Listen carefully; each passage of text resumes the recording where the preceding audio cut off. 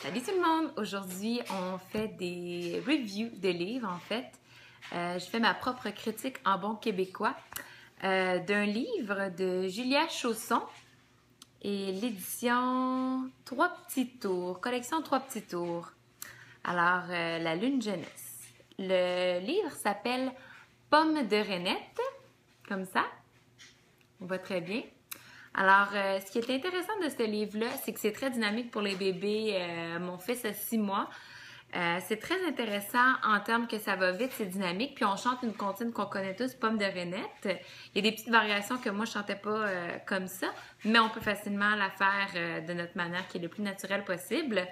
Alors, les images sont très claires, les dessins sont beaux aussi. On voit ici on voit la pomme. C'est sûr qu'on éduque les enfants sur avoir une image aussi sur les comptines parce que des fois ça peut être vague, c'est quoi une pomme de renette.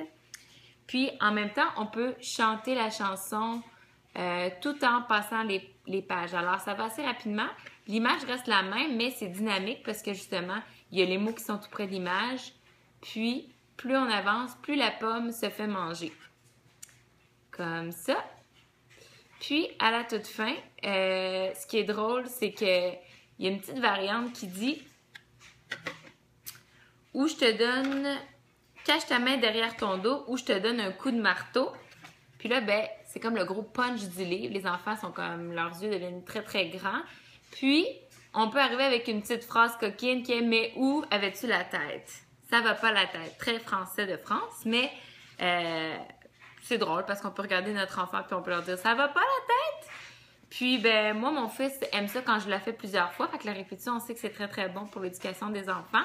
Alors, c'est un livre qui accompagne bien une comptine qui est dynamique parce qu'on sait que les enfants de l'âge de 6 mois et même plus jeunes ont besoin des livres très dynamiques. Alors, je lui donnerais un 9 sur 10.